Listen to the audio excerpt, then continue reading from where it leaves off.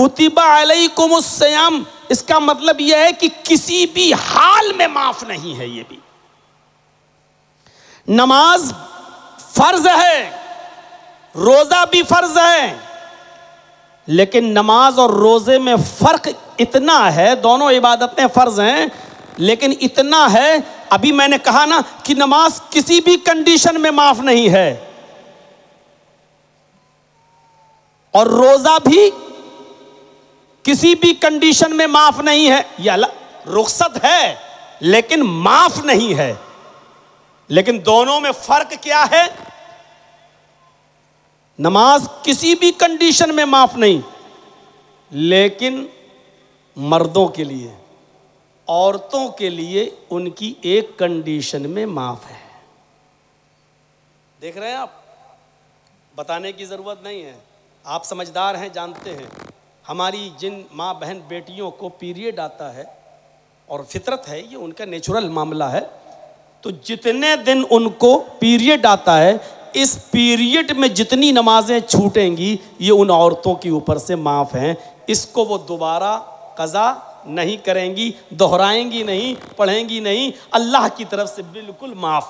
गौर कीजिए, जो नमाज मर्दों के ऊपर किसी भी कंडीशन में माफ़ नहीं, औरतों के ऊपर भी किसी कंडीशन में माफ नहीं। अगर औरत बीमार है लेकिन पाक है, नमाज पढ़ेगी। औरत अगर बिस्तर पर लेटी हुई है, बहुत बीमार है लेकिन होश है, लेकिन नमाज पढ़ेगी। हाँ, सिर्फ पीरियड के दिनों में उनके ऊपर से नमाज माफ है। किसी को 3 दिन, किसी को 5 दिन, किसी को 7 दिन पीरियड आता है, इतने दिनों में जो छूटेंगी उनकी नमाजें उनके ऊपर से माफ हैं। लेकिन रोजा ऐसा फर्ज है जो औरतों के ऊपर से इस कंडीशन में वो छोड़ेंगी तो, लेकिन अपने छूटे हुए रोजे दूसरा रमजान का महीना आने से पहले पहले वो पूरा करेंगी। यानी नमाज नहीं पढ़ेंगी लेकिन छूटे हुए रोजे उनको पूरा करना है। इस कंडीशन को जरा समझ लीजिएगा। नमाज किसी कंडीशन में माफ नहीं, लेकिन मां बहनों के ऊपर से उनकी पीरियड में छूटी हुई नमाजें माफ हैं। कोई गुनाह नहीं है उनके ऊपर अगर उस कंडीशन में छोड़ती हैं तो। लेकिन अगर रमजान के महीने में पीरियड शुरू हो जाए तो नमाज भी छोड़ेंगी और रोजा भी छोड़ेंगी। मसलन आपके यहाँ 5:30 बजे सूरज डूब रहा है, 5:30 बजे रोजा इफ्तार का टाइम हो रहा है, और आपके घर की किसी भी औरत को 5:25 पर पीरियड शुरू हो जाए, यानी रोजा इफ्तार में सिर्फ 5 मिनट बाकी रहे, अभी 5 मिनट है लेकिन उसको 5:25 पर पीरियड आ गया, तो ये रोजा उसका नहीं माना जाएगा। अब तक जो रुकी थी उसका सवाब उसको मिलेगा, अल्लाह सवाब देगा, लेकिन इस रोजे को वो मानेगी नहीं। अब इस रोजे को भी बाद में पूरा करना है, और जितने रोजे इसके बाद छूटेंगे वो सब बाद में पूरा करना है। अब आप कहिए कि जर्जीत साहब 5 ही मिनट तो रह गए थे, वो अपनी जगह पर अल्लाह उसके भूखा और प्यासा रहने की नीयत को जानता था, इसलिए उसको सवाब तो देगा, लेकिन रोजा उसका नहीं माना जाएगा, क्योंकि इफ्तार से पहले वो पीरियड्स के शिकार हो गई, इसलिए ये रोजा उसका बेकार का मतलब नहीं माना जाएगा। सवाब के एतबार से बेकार नहीं है, अल्लाह उसको, इस औरत को इस रोजे का सवाब देगा, लेकिन चूंकि पूरा नहीं कर पाई और उसको पीरियड आ गया, इसलिए इस रोजे की कज़ा बाद में वो करेगी। तो मेरे भाइयों, नमाज भी छोड़ेगी, रोजा भी छोड़ेगी, लेकिन नमाज को नहीं दोहराएगी, कज़ा करेगी, लेकिन रोजे जितने छूट जाएं वो बाद में पूरा करेगी। समझ लिया आपने इस मसले को। सफर में हैं आप, रोजा छोड़ सकते हैं, बाद में पूरा कर लीजिए। बहुत बूढ़े हो चुके हैं, रोजा नहीं रख सकते, अब आप बहुत कमजोर हैं, डॉक्टर ने मना कर दिया, तब भी रोजा माफ नहीं है, तब भी आपको एक मोहताज, एक मिस्कीन को खाना खिलाना होगा, फिदिया देना होगा, यानी उसके बदले में कुछ ना कुछ करना होगा। अगर बाप नहीं दे सकता तो उसका बेटा अपने बाप की तरफ से देगा। गौर कीजिए मेरे प्यारे साथियों, लेकिन एक मिस्कीन को, एक मोहताज को वो खाना खिलाएगा। आप अंदाजा लगाइए, फिदिया है ये।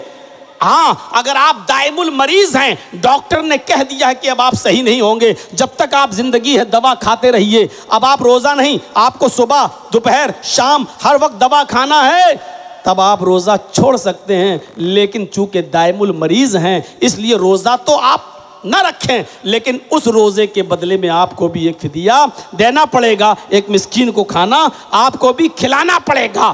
तो ये याद रखिए। तो रोज़े की रूह भी क्या है? तकवा। इसीलिए अल्लाह ने फरमाया कि आए लोगों, अल्लाह के नबी कहते हैं कि क़यामत के दिन हर इबादत का सवाब अल्लाह फरिश्तों से कहेगा मेरे बंदों को दे दो, लेकिन रोज़े का इनाम अल्लाह खुद देगा। और क्या कहेगा? फ़इन्नहु ली व अना अजज़ी बिही, मेरे बंदों को रोज़े का इनाम मैं इसलिए दूंगा कि रोज़ा मेरे बंदे ने सिर्फ मेरे लिए रखा है, इसलिए इनाम भी मैं अपने हाथ से दूंगा। तो रोज़े की रूह क्या है? तकवा। कितने बेरोजगार ऐसे मिलेंगे आपको, रोज़ा इफ्तार की दावत करिए, आप क्या इफ्तार में पहुंच जाएंगे और मुंह बना के बैठ जाएंगे। ऐसा लगेगा इनसे बड़ा कोई भूखा है ही नहीं, इनसे बड़ा कोई प्यासा नहीं है, और वो बेरोजगार हैं लेकिन आपके इफ्तार में आए हैं। अब कौन जानता है कि रोजे से हैं कि नहीं? अल्लाह ही तो जानता है। और कितने रोजेदार ऐसे हैं जो घर में अकेले हैं, ना दोस्त देख रहा, ना बीवी, ना बच्चे, ना माँ, ना बाप, कोई नहीं। बीवी मैके गई, बच्चे स्कूल गए, माँ बाप नीचे हैं, बेचारा अकेले में भी चाहे तो फ्रिज खोल कर कुछ ना कुछ खा सकता है, लेकिन इसलिए नहीं खा रहा है कोई देख रहा हो या ना, लेकिन अल्लाह तो देख रहा है। यही तकवा है, यही परहेजगारी है। अगर ये रोज़े के अंदर से चली जाए तो रोज़ा भी डेड बॉडी की तरह है, फिर अल्लाह भी उस रोज़े की कदर नहीं करेगा जब तक कि तकवा उस रोज़े के अंदर मौजूद ना हो। अभी चलिए थोड़ा सा और आगे बढ़ाता हूं अपने बात को। रोज़ा हो गया, हज देख लीजिए, कितनी बड़ी इबादत है हज। कल मैंने बताया था, अगर इसलिए आप हज करने नहीं जा रहे हो कि मेरी बेटियां हैं, जब तक इनकी शादी नहीं कर देंगे हज नहीं करेंगे, और अगर आपको मौत आ गई तो आप हालत इस्लाम में नहीं बल्कि मजूसियत पर मरेंगे। अब सोच लीजिए हज कितनी बड़ी इबादत है, लेकिन इसका मकसद भी क्या है? तकवा। इसमें भी तकवा होना चाहिए। एक ही लिबास, एक ही कपड़ा, एक ही मैदान अराफात का। अफ्रीका का भी आदमी है, इंडोनेशिया का भी है, पाकिस्तान का भी है, हिंदुस्तान का भी है, मलेशिया का भी है, कुवैत का भी है, दुबई का भी है, आज़रबाईजान का भी है, उर्दून का भी है, फिलिस्तीन का भी है, शाम का भी है, इराक का भी है, ईरान का भी है, मिस्र का भी है। दुनिया के चप्पे चप्पे से इंसान आए हुए हैं, सबके पास एक ही कपड़ा है, रंग और नस्ल और जात और बिरादरी को, ऊंच नीच को भूले हुए हैं, और एक आवाज में चीख रहे हैं लब्बैक लब्बैक अल्लाहुम्मा लब्बैक ला शरीक लक लब्बैक। गौर करो एक एक जुमले पर, लब्बैक लब्बैक, मैं हाजिर हूँ, मैं हाजिर हूँ, अल्लाहुम्मा लब्बैक, अल्लाह मैं हाजिर हूँ। जैसे कोई मुजरिम कोर्ट में आकर अपने आप को सरेंडर करते हुए कह रहा हो कि मैं हाजिर हूँ, मैंने सरेंडर कर दिया है, अब मुझे हल्की फुल्की सज़ा देकर एक जीने का मौका दिया जाए। कोर्ट उसको जेल भेज देता है और फिर वहाँ से निकाल कर कहता है कि इसको सुधरने का एक चांस दिया जाए। जैसे तुम कोर्ट के आदेश से भाग नहीं सकते हो, हुक्म हो गया है 10 तारीख तक इसको सरेंडर करना है, और अगर इसने 10 तक अपने आप को सरेंडर नहीं किया तो जहां दिखाई दे उसको गोली मार कर ख़त्म कर दो। तो अब 10 से पहले आदमी अपने आप को सरेंडर कर देता है, ऐसे ही दुनिया के चप्पे चप्पे से आया हुआ इंसान अपने आप को सरेंडर कर रहा है। अय अल्लाह, मैं अपने बाप से गुनाह छिपा सकता हूँ, अपनी बीवी से छिपा सकता हूँ, अपने रिश्तेदारों से छिपा सकता हूँ, अपने दोस्तों से छिपा सकता हूँ, लेकिन तेरी नज़रों से तो ओझल नहीं हूँ। आज हम अपने सर पर गुनाहों की गठरी लाद कर लाए हैं। अय अल्लाह, मैंने अपने आप को तेरे आगे सरेंडर कर दिया है, हाजिर हूँ, आय अल्लाह मेरे गुनाहों को बख्श दे। ऊपर से आवाज आती है, आए फरिश्तों गवाह रहना रब्बाना, मैंने अपने बंदों के गुनाह को इस तरह माफ कर दिया है, कमा वलदतहा उम्मुहा, जैसा कि इनकी माओं ने आज ही इनको जन्म दिया है, जैसे इनकी माओं ने आज ही इनको पैदा किया है। उधर भी तकवा, एक अल्लाह का डर, एक अल्लाह का खौफ, अगर ये निकल जाए, ये खौफ नहीं है। एक पागल और सर फिरा पैदल गया था हज करने, याद है ना, और नुमाइश करते हुए जा रहा है, सब लोग वीडियो बना रहे हैं उसकी, और अब एक पागल औरत कोई जा रही है हज, अब एक लड़की गई है, उसके दाएं बाएं बॉडीगार्ड मर्द हैं। ये कौन सा तकवा है और ये कौन सा हज है? एक फैशन बना लिया पैदल हज करके जाने का। अपनी जान को मशक्कत में डालकर कोई इबादत की जाए तो वो इबादत भी जायज नहीं है इस्लाम के अंदर। अल्लाह के नबी के ज़माने में एक आदमी लेटता हुआ लुढ़कता हुआ कहीं जा रहा था, तो आपने कहा कहाँ जा रहा है ये? कहा खाने काबा का तवाफ करने। लेटता लुढ़कता हुआ, कहाँ इसने मिन्नत मानी थी कि अगर मेरा ये काम पूरा हो जाए तो हम लेट कर पैदल लेटते हुए लुढ़कते हुए जाएंगे। अल्लाह के नबी ने कहा इससे कहो कि अपनी कसम तोड़े, अल्लाह को ऐसी इबादत पसंद नहीं जो अपनी जान को तकलीफ में डालकर की जाए। ये सारी नेमतें, हवाई जहाज, ये सब कुछ अल्लाह ही की तो देन है, इनसे फायदा उठाइए। दुनिया को पैदा ही किया है ताकि हम और आप इस दुनिया से फायदा उठाएं। ये अल्लाह की नेमतों का इनकार है कि अल्लाह ने जब समाधान दिया है तो इनको ठुकरा कर आप पैदल जा रहे हैं, नहीं। हाँ, सिर्फ पैदल चलकर कहां जाया जा सकता है उसकी हदीस की किताबों में तशरीह मौजूद है। आप अपने घर से मस्जिद तक पैदल जाइए नमाज पढ़ने के लिए, और घर से वुजू बनाकर जाइए। अल्लाह के नबी फरमाते हैं कि जितने कदम तुम्हारे पड़ेंगे अल्लाह हर एक कदम पर तुम्हें एक नेकी देगा और एक गुनाह तुम्हारा माफ कर दिया जाएगा। एक कदम जो बढ़ाया, एक नेकी मिली और एक गुनाह माफ। दूसरा कदम दूसरे पैर से बढ़ाया, दूसरी नेकी मिली, दूसरा गुनाह खत्म। हजरत ज़ैद इब्ने साबित के बारे में पढ़िए, बुखारी की रिवायत कि वो जब घर से मस्जिद में जाते थे तो अपने कदम छोटे छोटे रखते थे, ऐसे नॉर्मल इतना हुआ, छोटे छोटे कदम रखते थे। पूछा ऐसा क्यों करते हो? आप तो, हम आम दिनों में नॉर्मल चाल देखते हैं, आप अच्छी खासी चाल है, लेकिन मस्जिद में जब जाते हो तो छोटे छोटे कदम रखते हो। उन्होंने कहा कि छोटे छोटे कदम इसलिए रखते हैं क्योंकि मस्जिद तक जाते हुए हमारे कदमों की तादाद, संख्या बढ़ जाए। जितने ज्यादा कदम होंगे उतनी ज्यादा नेकियां होंगी और उतने ज्यादा गुनाह माफ हो जाएंगे। ये है मस्जिद में। अब बगल में मस्जिद, अब मोटरसाइकिल और मस्जिद में जाके खड़ी कर दी। तो मेरे भाइयों सुन लीजिए, ये शरीयत है तो बात आगे बढ़ जाएगी। फिर वहीं आ रहा हूं, हज के अंदर भी तकवा।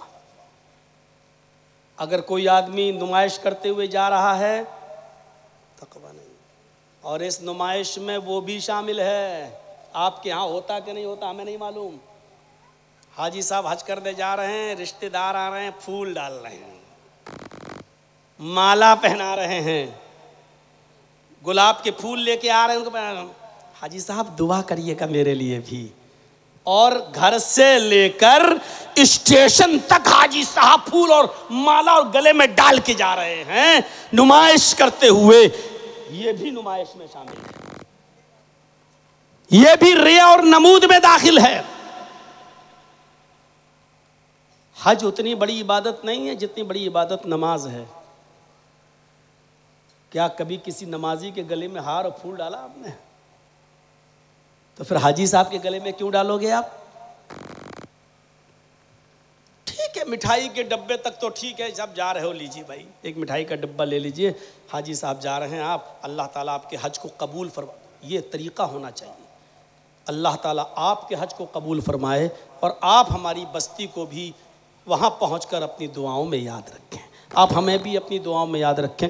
एक बात बता दूं ना, आप कितने भी लोग कहिए मेरे लिए दुआ करिएगा, हाजी साहब खास मेरे लिए दुआ करिएगा, कोई करता वर्ता नहीं है। सुन लीजिए, कितने लोगों के लिए वो दुआ करेगा, कितने लोगों के लिए।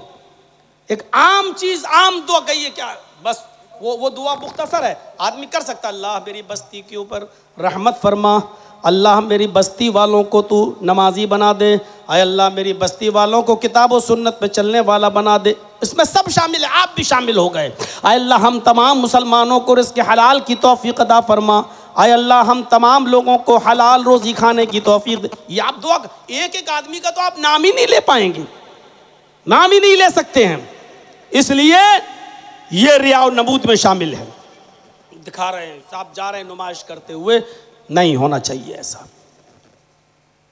मैं जब दिल्ली में पढ़ता था महद में, अब्दुल हमीद साहब रहमानी के मदरसे में, तो एक बार एक जलसे में कहीं अब्दुल हमीद साहब रहमानी थे, तो उनसे बातचीत हुई। तो उस वक्त मैं काफ़ी छोटा था, तो उन्होंने ऐसी बैठे बैठे तस्करा कर दिया कि अभी मैं कितने हज कर चुका हूँ मेरे घर वालों को भी नहीं पता है। मैंने कहा कुछ तो आपको अंदाज़ा होगा।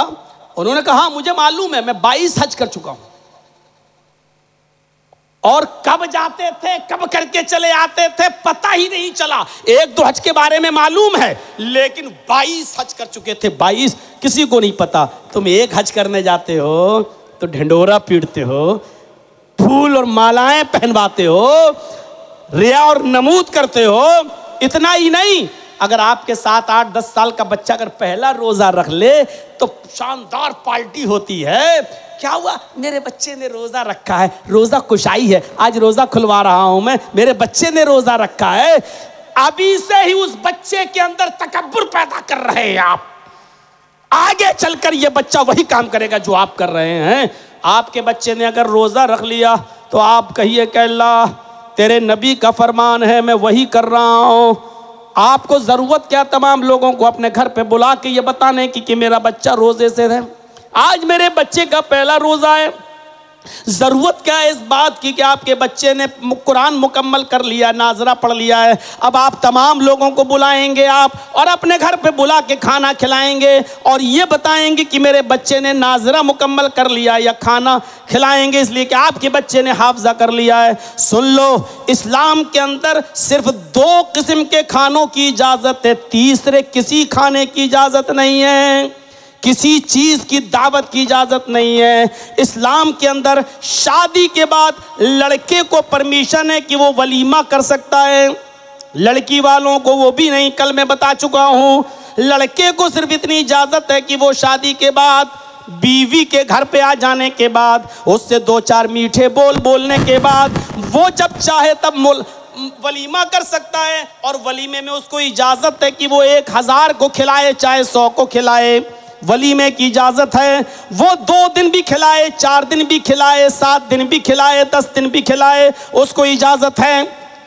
बहुत बड़े पैसे वाले बनते हो, लड़की वालों की आमद खाओ ना, बहुत ज़्यादा दौलत वाले बनते हो ना, बहुत बड़े साहूकार हो, तो वलीमा खिलाओ ना, 4 दिन 5 दिन 6 दिन 10 दिन है, आप खिलाइए, कौन मना कर रहा है।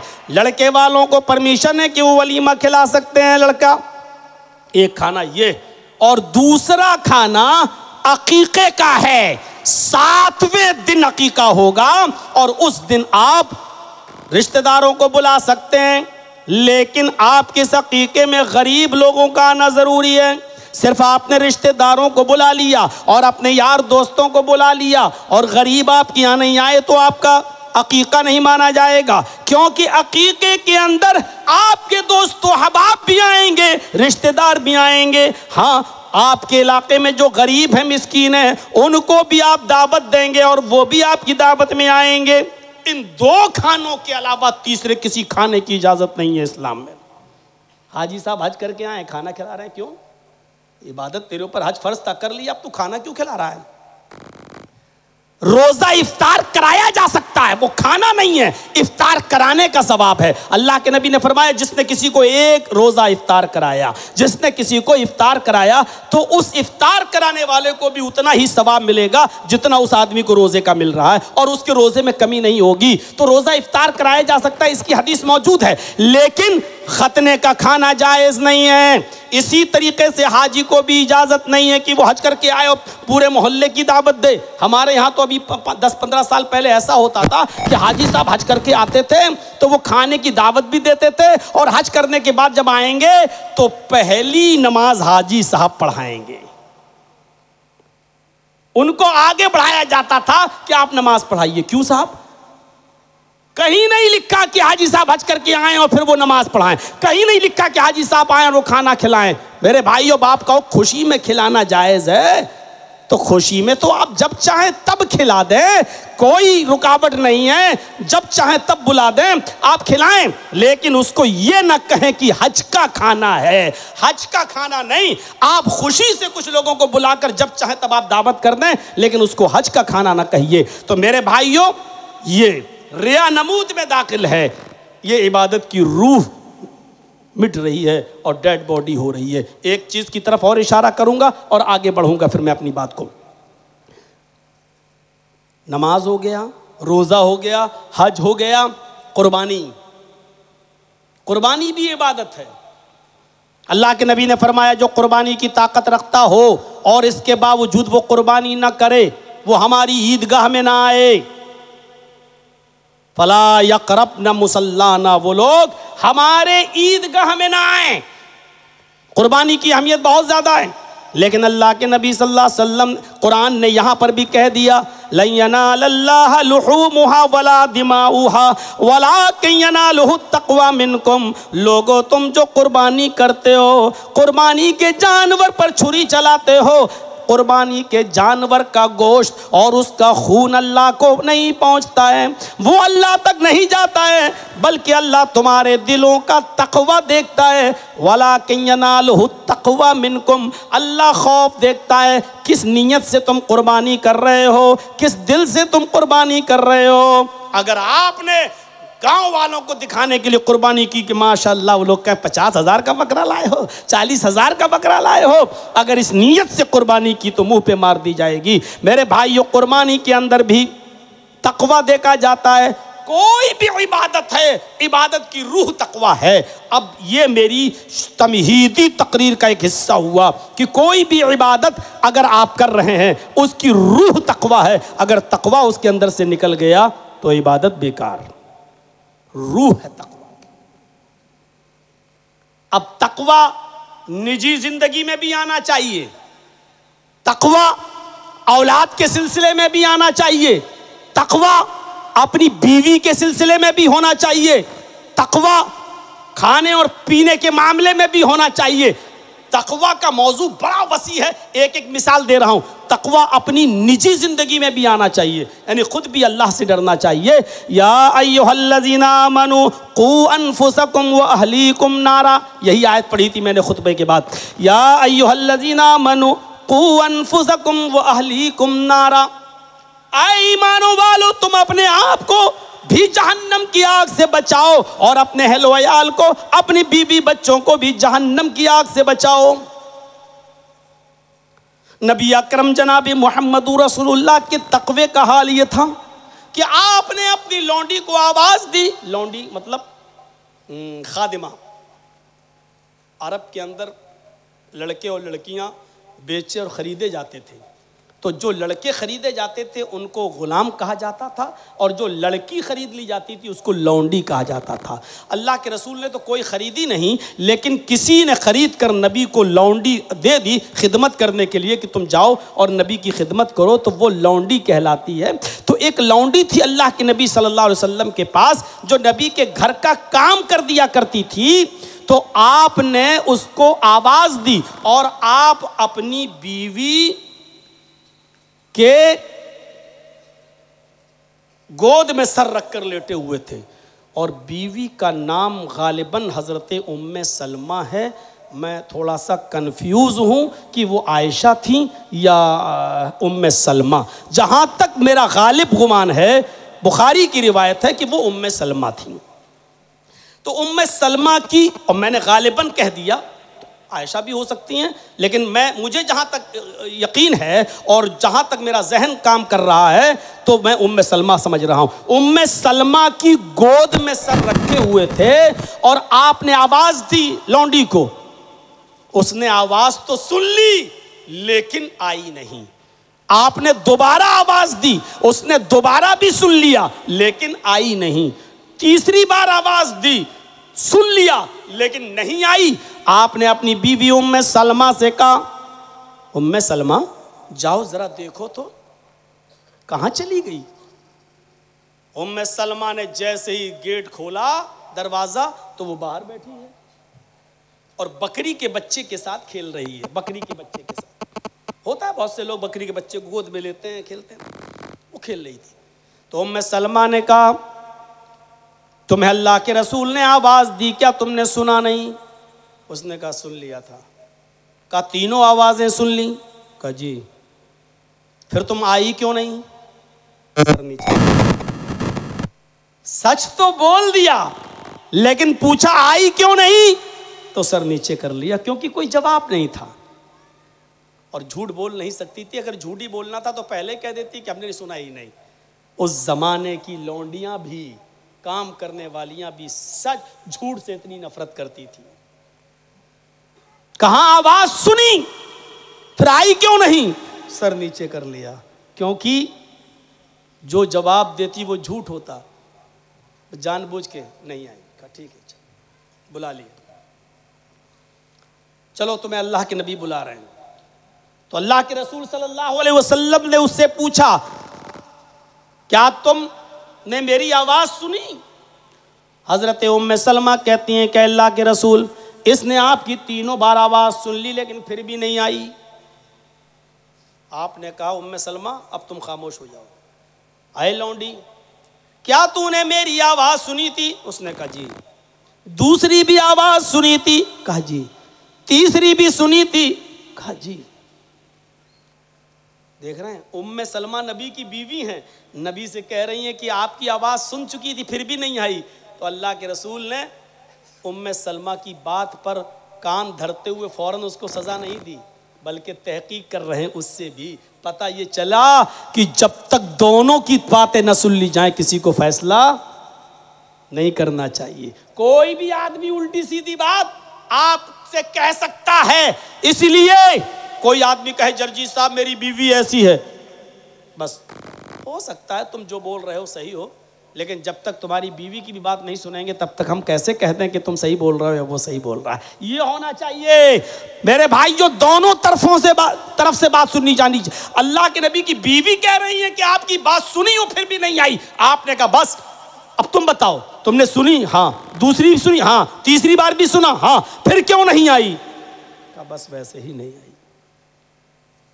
आपने मिसवाक निकाली। मिसवाक समझते हैं ना, ये कान में रखी रहती थी अल्लाह के रसूल के। उस ज़माने में पॉकेट वॉकेट नहीं होती थी ना, कपड़ा पहना, मिसवाक किया, मिसवाक कान में लगी, नमाज पढ़ना शुरू कर दिया। मिसवाक हर वक्त कान में लगी रहती थी। जब भी नमाज का टाइम हुआ मिसवाक निकाली, मिसवाक करना शुरू कर दिया और फिर मिसवाक को कान में लगाया और नमाज पढ़ना शुरू कर दिया। तो मेरे भाइयों, ये मिसवाक कान में लगी रहती थी। अल्लाह के नबी सल्लल्लाहु अलैहि वसल्लम ने वो मिसवाक कान से निकाली, उस लड़की को, उस लौंडी को करीब किया और ऐसे करके, ऐसे आवाज सुन के भी नहीं आई, तू ऐसे करके जूं ही मारना चाहा, उसके कांधे तक मिसवाक जाती है, टच नहीं होती है, कांधे तक यहां तक जाती है और फिर मिसवाक को वापस कर लेते हैं और कान में लगा लेते हैं। जाओ आइंदा ख्याल रखना। यानी मार रहे थे, मारा नहीं। उम्मे सलमा ने कहा अल्लाह के नबी, एक दो बार उसको सजा दे देना चाहिए वरना वो सर पे चढ़ जाएगी। आपकी ढील की वजह से ये सर पे चढ़ चुकी है। आपने मिसवाक निकाल ही ली थी तो मारा क्यों नहीं? उसको मार देना चाहिए था। मिसवाक से कितनी चोट लगती, कितनी लगती। यहां तो डंडों से पीटा जाता है, बांध के पीटा जाता है, मिसवाक से कितनी लगेगी? यहां तो गोलियों से भून दिया जाता है। अब बार बार किसी गांव का नाम नहीं लूंगा। मेरे भाइयों, तसव्वुर करें आप, मिसवाक से कितनी लगेगी किसी को। मारना चाहा लेकिन वापस कर लिया। हजरत उम्मे सलमा कहती हैं, जब उठाई ली थी मिसवाक तो मार ही देते। 2-4 बार सजा देंगे तो अपने आप संभल जाएगी, और आप गलती पर तो ही तो मार रहे थे, बेकसूर तो नहीं मार रहे थे। आपने जो जवाब दिया वही रूह है, वही जान है इबादत की। नबी अकरम ने जवाब दिया, आयशा मैं उसको मारने ही के लिए उम्मे सलमा मैंने मिसवाक निकाली और मारने ही के लिए निकाली, और मारना भी चाह रहा था, लेकिन हाथ जैसी उसकी तरफ बढ़ा मेरे जहन में ये ख्याल आया, आए मोहम्मद इब्ने अब्दुल्लाह, कहीं तेरी दी हुई सजा इस मिसवाक से इतनी ज्यादा ना हो जाए कि उसकी गलती से ज्यादा बढ़ जाए, यानी तुम्हारा ये मारना उसकी गलती से ज्यादा ना हो जाए। उसने इतनी बड़ी गलती न की हो जितनी बड़ी आप उसको सजा दे रहे हैं। अगर आज उसकी गलती से ज्यादा सजा हो गई तो कल कयामत के दिन आप क्या जवाब देंगे। बुखारी की हदीस के अल्फाज यूं हैं, लौलल क़ूत लऔजअतु की बिहाज़ा सिवाक, अगर मुझे अल्लाह का डर न होता इस मिसवाक को मारने से, अगर इस बात का खौफ न होता कि उसकी गलती से ज्यादा ये मेरी सजा हो सकती है, तो आज मैं उस मिसवाक से इसको मारता। लेकिन डर लग रहा है कहीं मेरा ये मारना उसकी गलती से ज्यादा ना हो जाए, और कयामत के दिन ये कहीं मेरे ऊपर अल्लाह की अदालत में मुकदमा दायर न कर दे। हस्ती का हाल है जो जन्नती है, ये उस नबी का हाल है जिसके लिए हम हर नमाज के बाद, अजान के बाद मकाम महमूद की दुआ करते हैं, वबअसहु मकाम महमूदा। ये उस नबी का हाल है। ईमानदारी के साथ बताइए, आप अपने मुलाजिमीन के साथ क्या करते हैं। आपके यहाँ काम करने वाले होंगे, आप उनके साथ कितना डांटते होंगे और कितना फटकारते होंगे। कहीं उसकी गलती से ज्यादा तो आप उसको नहीं डांट रहे हैं। हर आदमी गौर करे, सोचे, नतीजा निकालिए। मेरे प्यारे साथियों, ये तकवा था निजी जिंदगी के अंदर।